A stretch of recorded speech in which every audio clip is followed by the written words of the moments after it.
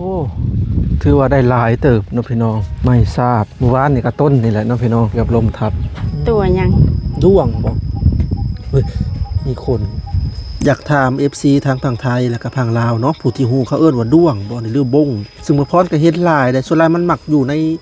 ซื่นๆเนาะโดยอยู่ในกองไม้บ่อยู่ในกองอันขี้เพื่องเก่าๆสิหลายเนาะพี่น้องสบายดีพ่อพี่น้องฝั่งลาวและสวัสดีพ่อพี่น้องฝั่งไทยและก็ต่างประเทศนำเด้อสำหรับคลิปนี้บ่าวพรก็ได้มาอยู่ที่บ้านพ่อลูกหาแม่ลูกหานะพี่น้องก็คือสำหรับคลิปนี้ก็สิได้มาอัปเดตเรื่องไม้เส้นหรือว่าไม้แป้นนะพี่น้องเพราะว่าเมื่อวานนี้ทางบ่าวพรก็ได้เข้ามานะพี่น้องได้เข้ามาแล้วก็เห็นทางซุปเพิ่นพากันตัดไม้เนาะตัดไม้ประมาณ 3-4 ต้นนี่แหละนะพี่น้องออกจากบริเวณเฮือนของเพิ่นเนาะเพิ่นก็บอกว่าตัดนี่เพื่อจะเฮ็ดไม้เส้นนะพี่น้องถ้าว่าตัวใหญ่ๆเพิ่นก็สิเฮ็ดไม้แป้นเพื่อจะเกาะเฮือนเพิ่นออกเนาะเพิ่นจะเกาะออก2ด้านได้พี่น้องเฮือนเพิ่นเนาะก็คือด้านหน้าแล้วก็ด้านหลังอย่างละห้องละ2.50 เมตรเพิ่นว่านะพี่น้องซึ่งเมื่อวานนี่ก็เกือบต้นชาติต้นใหญ่ต้นหนึ่งอยู่ใกล้เฮือนของเพิ่นนั่นแหละเกือบล้มทับกระท่อมหรือว่าเฮือนของเพิ่นอะไรนะพี่น้องเพราะว่าที่แรกมันนึ่งไปทางนั้นเนาะแต่ว่าที่นี่แหละตัดบากทางผู้ตัดกับบากเรียบร้อยแล้วสิให้มันลงทางนั้นนะพี่น้องแต่ว่าพอดีมีลมมาเกือบวืดแต่ว่าต้นชาติมันเหนียวนะพี่น้องมันเหนียวเนี่ยมันก็เลยแบบบ่งุยถ้ามันต้นแข็งๆนะฮักปั้งลงทับเฮือนเพิ่นเนาะเมื่อวานนี้ซึ่งมื้อนี้ก็รถไถใหญ่ก็เจ้าจะมาปรับดินนะพี่น้องก็คือทางซ่องเบาล่าเพิ่นได้หารถแล้วละอีกประมาณช่วงบ่ายๆเพิ่นจะเข้ามาปรับหน้าดินเนาะเพราะว่ามื้อมันก่อนแม่ลูกพ่อลูกเพิ่นก็ได้ไปหารถเองเพิ่นได้พี่น้องเอ้ยเพิ่นมีเงินอยู่500,000นะพี่น้องเพิ่นบ่เคยจ้างเนาะเพิ่นบอกว่าเฮ็ดได้บ่แต่ว่าเจ้าของรถก็เฮ็ดบ่ได้นะพี่น้องเพราะว่าราคารถมันแพงอยู่บ้านเฮาเนาะก็เลยว่าทางผู้ใหญ่ใจดีทางช่องเบาล่าก็สิปรับให้เพิ่นเลยนะพี่น้องก็ยินดีหลายๆเนาะขอบคุณทางผู้ใหญ่ใจดีท่านนั้นหลายๆนะพี่น้องที่ช่วยปรับดินให้นะพี่น้องนะพี่น้องตอนนี้บ่พรก็ได้อยู่ในหน้าเฮือนของเพิ่นแล้วเนาะเดี๋ยวอันดับแรกก็เบิ่งไม้เพิ่นก่อนนะพี่น้องโอ้ถือว่าได้หลายเติบนะพี่น้องโอ้ไม่ทราบเนาะถือว่าพอเกาะออกห้องหนึ่งนะพี่น้องนี่เลยอันนี้เป็นไม้เส้น48แล้วก็พวกตรงเนี่ย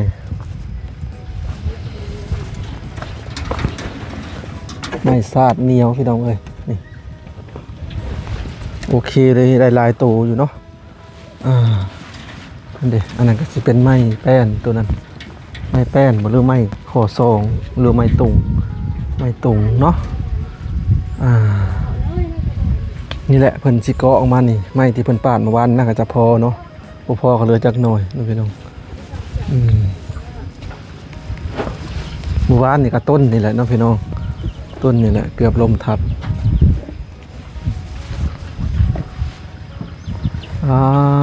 ต่อมาก็เห็นทางเพิ่นเฮ็ดเวียกกระจุกกระจุยคือเก่าสบายดีเด็กๆน้องๆเอื้อยพากันเฮ็ดยังจะออกคนไปใส่ทุ่งนาอันนี้น่ะมันเป็นเพื่องเก่าบ่โดยเพื่องเก่าแล้วเฮ็ดได้มันจะมักเฮ็ดพุยฉันบ่จะโดบ่อนกองเครื่องเก่าโดยปั่นแล้วก็ปั่นตอนปั่นข้าวก็เอาไปบนนี้แหละมันเน่าแล้วเอาไปใส่ทุ่งนาโดยมันเน่าแล้วไปใส่ทุ่งนาเอาสวนดินออกก็คือมื้อนี้น่ะรถคูโบต้าใหญ่เพิ่นน่ะจะมาปั๊บมื้อนี้ก็ดีแหละเจ้าเฟืองนี่ออกมันจังแน่นเอาแต่เนื้อดินสดๆนะเพิ่นทมเองเพิ่นเนาะพี่น้องมื้อนั้นทมก็พอมันลุบแฮงได้บ่นี่แต่ก่อนน่ะเป็นไหนาอยู่แล้วลุบแบบนั้นแล้วเพิ่นขุดลงไปสินะพี่น้องนึกออกบ่แม่นว่าดินแบบนี้ได้บ่แม่นว่าดินนูนๆเลยเพิ่นขุดบ่แม่นก็คือดินมันลุบอยู่แล้วประมาณช่วงบ่ายๆรถคูโบต้ารถไถใหญ่เพิ่นมาปรับ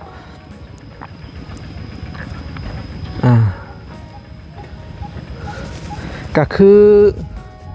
มื้อนั้นน่ะทางเจ้าของรถอีกคันน่ะ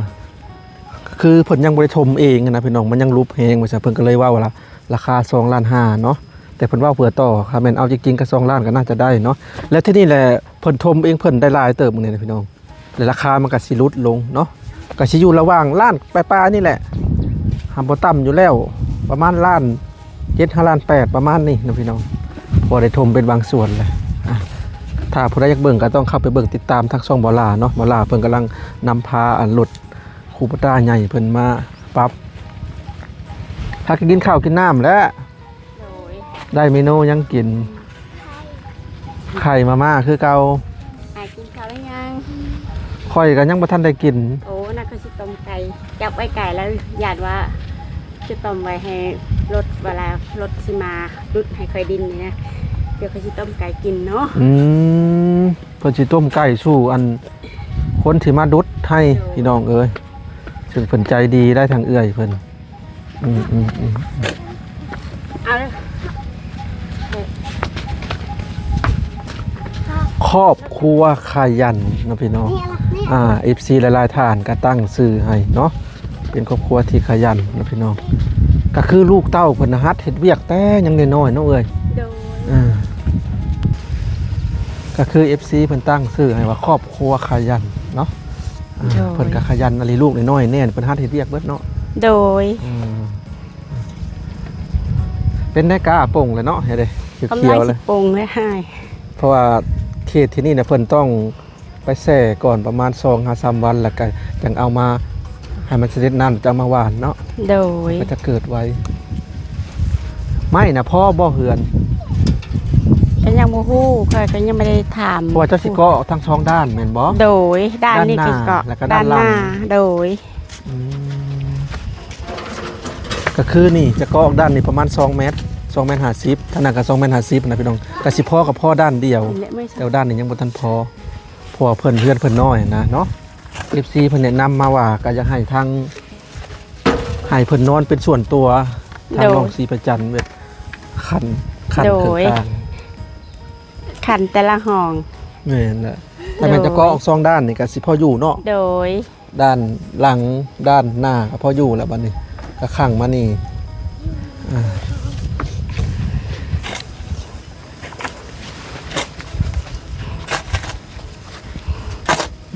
เฮ็ดเพื่องบ่ออกบ่ โดย เฮ็ดเพื่องบ่ออกบ่แบบเพื่องเน่าๆสิ มันยังบ่ฮอดยามนั่นสิออกคันฝนมันตกบ่อยมันก็สิออกเฮ็ดเผือ ว่าง แต่ก่อนเคยออกบ่หรือว่า เคยออก อ๋อแสดงมีเชื่ออยู่เนาะ โดยแล้วนี่ก็ฝนตกมันบ่ค่อยหลายนะมันปีกายนี่มันก็ได้ พอออก หลายดิโดย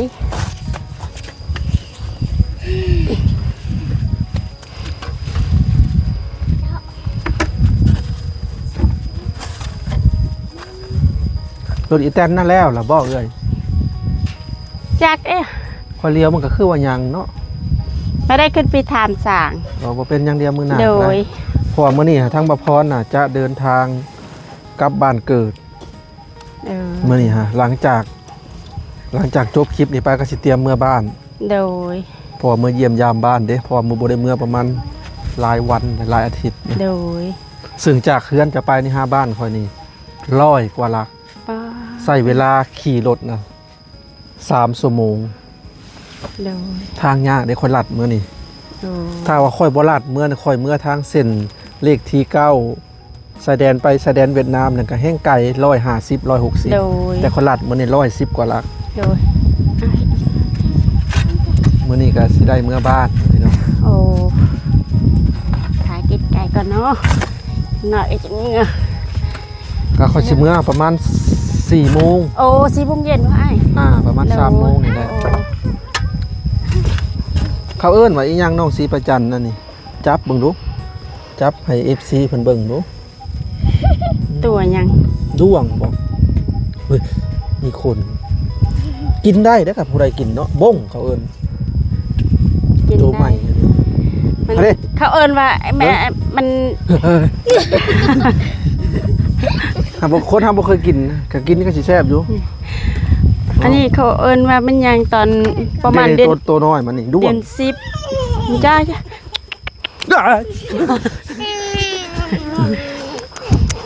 เฮ้ยเป็นยังไง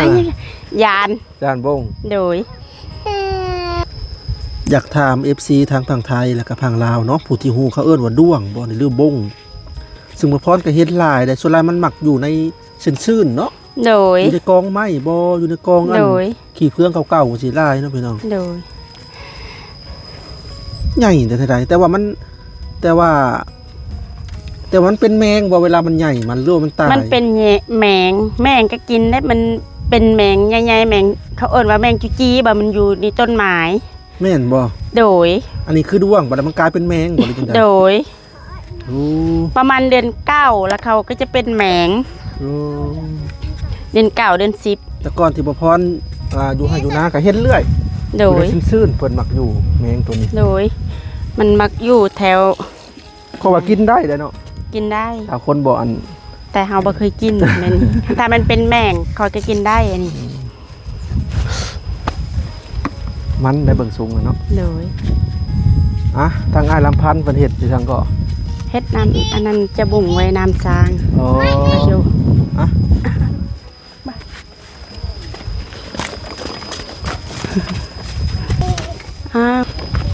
่ะ เดี๋ยวไปเบิ่งทางอ้ายเพิ่นพากันเฮ็ดอีหยังน้อเห็นพากันหามโครงหลังคาอีกอย่างเมื่อยบ่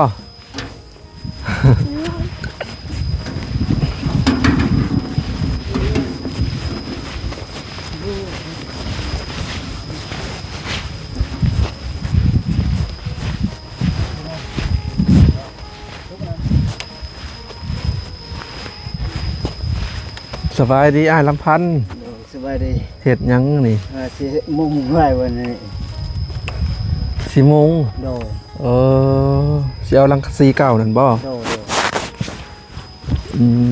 ม นี่สิขุดลงอีก เพิ่น10 โมงพี่น้องเอ้ยมุงหลังคาแสดงว่าเจ้าก็ยังสิบ่ทมเนาะ โดย ก็ยังสิดำเนินการแบบว่า ขุดลงอีกแม่นบ่ โดย ซึ่งก็ยังสิดำเนินการขุดลงอีกได้พี่น้องเอ้ยถ้าเพิ่นมีงบนี่เพิ่นว่าอยากได้ท่อมาใส่เฮ็ดน้ำสร้างใส่เลยเพิ่น โด ว่าย โดย ในความฝันของเพิ่นแต่เพิ่นก็บ่มีงบเนาะ โดย เฮ็ดใหญ่ปานใดอันนี้ ก็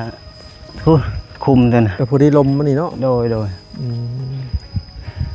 ก็ยังสิใส่เปะแล้วตักขึ้นดินก่อนเลยสิถม ระหว่างอันนี้บ่พรมาเปรียบเทียบนะพี่น้องระหว่างเฮ็ดน้ำแบบนี้กับเจาะน้ำสร้างบาดาลนะแต่ว่าเฮาเฮ็ดแบบนี้จะใช้ต้นทุนต่ำกว่าบ่พวกเฮาขุดเอง ก็ตาม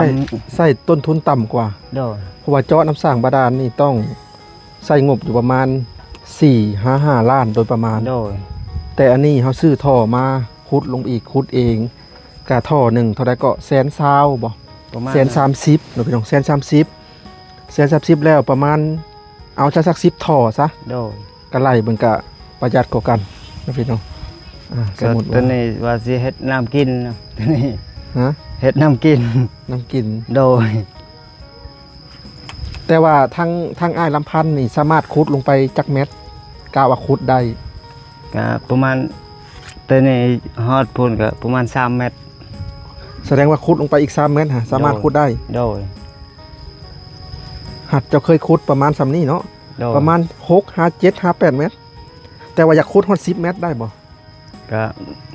ต้องมีคนซอย ต้องมีคนซอย อ๋อ เวลาลงขุดก็ผู้เดียวก็ได้ก็ ได้ เวลา แต่ต้องมีคนดึง ดึงขึ้น ใส่รอบดึงดินขึ้น ขุดเรื่องขุดได้สำนั้นก็อิงใส่ว่าต้องมีคนช่วยแบบดึงขึ้นดิน ดึงขี้ดิน ก็โอเคแหละ อ๋อ สามารถขุดได้ เคยขุดแหละ เคยขุดเนาะ โดย 10เมตรได้ โดย คิดว่าได้ ก็บ่อยู่บ้านก็บ่ฮอด10 เมตร 5 เมตร อันนี้เบิ่งจากหน้าดินค่อยกาเบิ่งโห ในปกเบล สิเข้า5เมตรแล้วได้ สิเข้าแล้ว สิเข้า5 เมตร ทางนี้ฮอดตัวนี้ 1 2 3 4สิเข้า5เมตรแล้ว โดย อืม ก็กระจุกอีกจุกหมดเลยà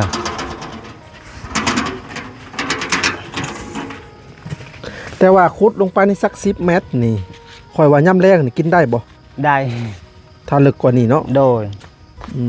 ม แต่มันก็อยากมีความเสี่ยงอยู่เพราะว่าถ้ามันแดดจะจัดมันร้อนแห้งๆก็อาจจะน้ำอาจจะบ่หลาย โดย ถ้าเป็นไปได้ก็ถ้ามีคนมาซอยก็ขุดสัก15 เมตรซะก็คือว่าเอาอยู่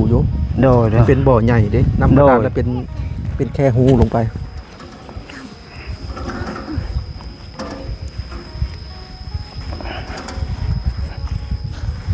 ตอนขุดตอนแล้วเกี่ยวข้าวก็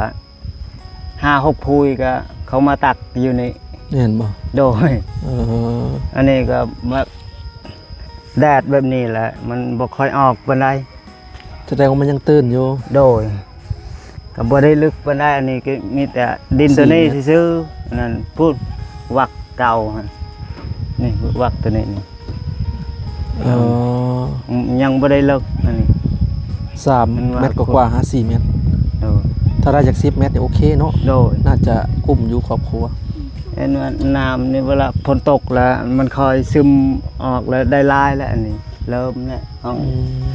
ฮอดยามนี้แหละมันออกของมีน้ำ แสดงว่าน้ำจากไหนานี่ลงไป โดย แต่ว่าน้ำสารเคมีได้ไอ้เจ้าใส่ปุ๋ยบ่แถวนี้ ก็ใส่กับบ่เป็นได ผมมันซึมลง โดน จะแล่ดินขันตองหรือยังไง ก็มันสารเคมีกับบ่เป็นหยังมันนี่มันอันนั้นซึมแบบธรรมชาตินี่ก็มันก็ ใช่ว่าใส่ปุ๋ยอยู่บนหัน โดยมันบ่ แล้วก็ เคยซึมลงหรอกแบบว่าลึกๆนะ เข้ามาเขาลำมันบ่ซึมแบบว่ามันบ่ซึมมาลึกๆอย่างประมาณนี้นะพี่น้องที่จริงมันน้ำเวลาฝนตกไหนาเนาะมันก็ซึมมาได้เนาะ โดย มันก็ค่อยซึมมันก็สิกันตองนั่นนะ มันกันตองแบบนี้นะดิน กันตองผ่านดินมาผ่านชั้นดินแต่ละเม็ดแต่ละเม็ด โดย จริงๆแล้วมันมี ต้องมีนะ เคมีมันมีอยู่แล้วเอ้ย นี่ อันนี้คือพ้นตกแสดงว่าน้ำพ้นเนาะนี่ อันนี้ก็น้ำพ่นน่ะก็มันมืดแล้วน้ำพ่น ซึม นี่ มาจากบนอื่นแน่ โดยน้ำพ่นมันมืดแล้วตักแล้วอันนี้น้ำมันเคยซึมแต่ฝนตกมัน ซึมมาจากทุกที่ทุกทาง โดย อ่ะไปลำพันธ์เมื่อวานนี่ได้ตัดต้นไม้จากต้นก็ทางเบิด 3 ชามบ่ โดย คือได้ยินว่าทางเอื้อยเพิ่นว่าสิเอาต้นนี่นำบ่หรือว่า นี่ ต้นนี่นำต้นนี่นำ โดย ถ้าบ่พอก็จะสิโค่นล้มลงอีกเนาะ โดยนี่ต้นยางนี่ว่าสิเฮ็ดแปลน ได้อยู่ห้องเดียวเนาะ โดยยังสิตัดอีกสิได้ห้องเบื้องนี้อีกยังบ่พอนะ ก็มาส่งด้านก็พออยู่แต่ โดย ครอบครัวเพิ่น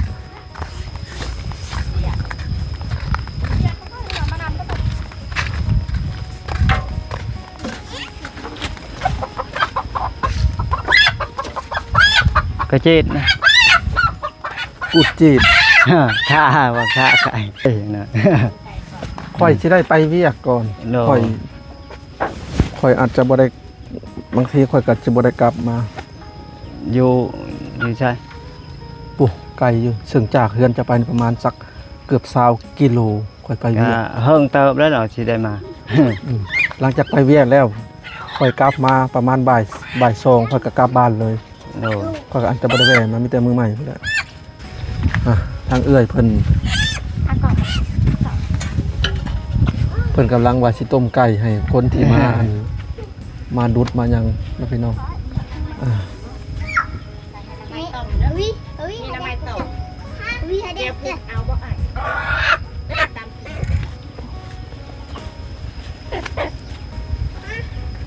ไก่ลายบ่ไก่จัง ก็หลายเติบ ก็พอได้เนาะ โดย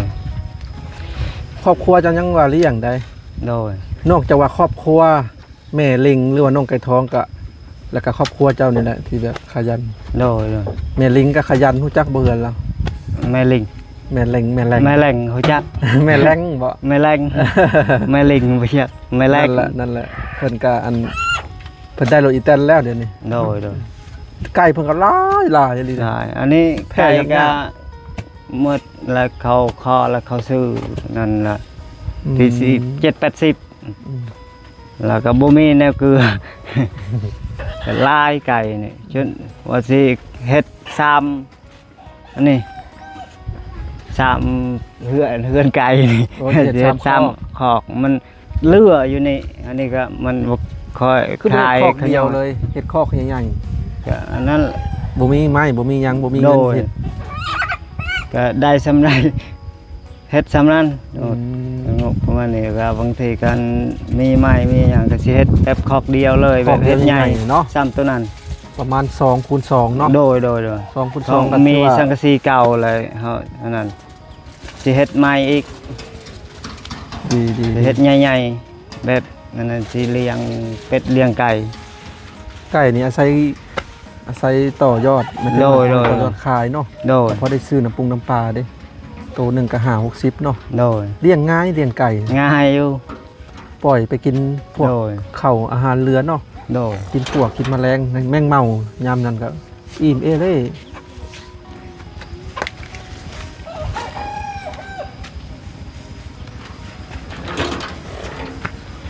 เมื่อวานนี่เนาะอ้ายถ้าแม่นว่ามันถ้าแม่นน่ะลงก็สิลงมานี่ครับบ่ทับปานใดดอกเนาะ โด ก็ ย สิลงอัดเสลียงมาแบบนี้ จะเลี้ยงนี่ พาดลงมาบนกกขามนี่เบิดน้ำมันจักลิตรเมื่อวานนี่ เงิน2ลิตร 2 ลิตร โดย 2 ลิตรเต็มบ่หรือว่าไปซื้อเอาใน ใน แก้ว ปั๊ม ในปั๊ม ซื้อ เล ใน ย ปั๊มแบบเต็มกวดเป๊ปซี่ใหญ่นี่ อืม ก็ สอง แส ลิ น ตร หนึ่ง ลิตรละ40เนาะ โดย 40กว่าเบิด2 ลิตรเนาะ โดย อ๋อก็ถือว่าโอเคอยู่ คันว่าลิตรตามห้านกับบางทีก็บ่เต็มจังหวะอันนี้ซื้ออยู่อันนั้นปั๊มก็เต็มกวดอันนั้นเป๊ปซี่ใหญ่ฮะ ในปั๊ม 50,000 ในปั๊มน่ะจะเป็นลิตรตรงได้ โดย เขาขายในแก้วบ้านเขาเอิ้นลิตรนั่นบ่แม่นลิตร บ่แม่นลิตรอันนั้นครับเขาเอิ้นลิตรไปอันนั้น เป็น ใส่ แก้วหนาๆแล้วก็พองจะลัดน้อยหนึ่งประมาณลิต น้อยหนึ่ รง ประมาณครึ่งลิตร ครึ่งลิตรนั่นแหละ แล้วให้ค่ามือเพิ่นบ่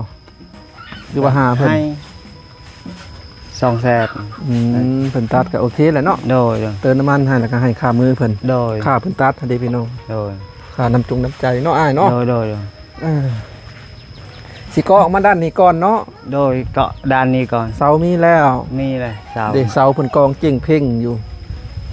เด็กน้องพี่น้องเสาไม้แดงถือว่าดีได้ประมาณ โดย 4-5-6 ต้นกองเจ่งเพ่งภาษาลาว โดย กองจุนพูนเกาะมันนี่ขนาด2 เมตร 50นี่แหละเพิ่นสิเกาะออกขนาดนี้บ่อ้าย 2 เมตรนี่นี่ตามบนนี่แหละนี่ ประมาณ2 เมตรเนาะ 2 เมตร นี่ ขนาดไม้ อืม 2 เมตร เบื้องนั้น2 เมตร ก็พอดีเป็น8คูณ4เลือดของเพิ่น ตามเพิ่นเลย ประมาณ5 เมตรแล้วนี่ 5 เมตร8คูณ นี่ 5 นี่4 เมตรเลยนี่บ่ถึงนี่ 5เนาะ 5 เมตร คูณ โดย 8ถ้าเป็นก็ออกทางด้านหลัง2 เมตร ด้านหน้า2 เมตร แล้วก็ขันห้องเราไม่ได้ขันขนาดแบบแค่เป็นวักสินะ โด เป็ ย นวักจ่ายสิก็เพิ่นสิเฮ็ดเองเนาะพี่น้อง โดย หาคนมาซอยนั่นนี่คือได้ยินข่าวว่าสิบักบ่ต้นนั่น บ่ได้บักเขาว่าบ่ได้บัก บ่บักก็อย่าเกลียน เพราะว่าอันนั้นตัดปลายมันก็ให้มันอันนั้น ถ้ามันปุ่งมันสิงาม โดย สิได้เด้ งบ อันนี้ ปีนี้นี่เก็บนี่ก็สิเกือบล้านเนี่ยได้2 ต้นนี่ มีแต่ฮอนเอาเด้อ โดย เพราะว่ากว่าจะใหญ่จะได้ใช้เวลา20 ปีพวกแม่นบ่ ประมาณนั้นแหละ อันนี้ค่อยอ่านแล้วอันนี้ประมาณ10 กว่าปี 10 กว่าปีนั้นสิเข้าสาวแล้ว ตัวนี้ประมาณ21 22 โดย อย่าลืมนะต้นขามอยู่เขตนอกบ่ได้อันมีผลมีหยังใส่ โดย เขาเอิ้นว่าต้นไม้เท่าน้อยแบบ โดย ค่อยใหญ่ทีละเล็กทีละน้อยนะนึกออกบ่พี่น้อง โดย มันบ่ได้อยู่นํแบบว่าซุ่ม คัน ซื่อ ว่าเฮาอันนั้นใส่แบบพุ่นแบบนั้นมันก็จะใหญ่ไว อันนี้คือระดับซาวผู้คือต้นข้าวตอนนั้น คือ ตั้งแต่ปลูก ต้นข้าว ตาย นี่ ง่ายเนาะ 4-5 ปีเขาปลูกอันนั้นมะพร้าวโตต่ำๆก็ได้กินแหละ นั่นแหละเดี๋ยวนี้เขา เขาใส่พุ่นใส่นั้นใส่ปูน แล้วก็ต้นข้าวสมัยนี้เขาก็ตัดแต่งให้มันเป็นแบบ คือคนเรียนเกษตรจบสูงเขาสามารถตัดแต่งตัดตอนได้นะ โดย ต้นไม้ธรรมชาติน่ะดนเนาะ โดย ดนคือต้นพร้าว2 ต้น 3 ต้นนี่คือกันนี่ตั้งแต่ปู่ย่าตายายพุ่นเด้อพี่น้อง ชนเผ่าธรรมชาติเนาะ โดย เอาละอ้ายสำหรับคลิปนี้ทั้งมาพรกับสิคอโตลำลาเลยเด้อ โดย เพราะว่าสิไปเวียกก่อน โดย เพราะว่าสิไปเวียกหาประมาณ20โลจากนี้ไปเวียกอยู่พุ่นน่ะประมาณจัก2 3 5 4ชั่วโมงแล้วก็สิได้กลับบ้าน100กว่ากิโลจากนี้ไปก็ผู้แหละมือฮื้อผู้แหละจะสิได้มาหาใหม่เนาะ โดย อ่า เมื่อยามบ้าน แม่นละมื้อยามบ้านพอบ่ โดย บ่ได้มื้อยามบ้านนะ สิเข้าเดือนละประมาณ โดย หนึ่งทิศ โดย 2 5 3ทิศนี่แหละประมาณนี้อ่าสาเหตุที่บ่ค่อยเมื่อดูก็คือแบบระยะทางไกล โดย ใส่เวลาอยู่3ชั่วโมงแล้ว แม่นแหละ เอาไปก่อนเด้อ โดยสวัสดี สบายดี ให้ปลอดภัย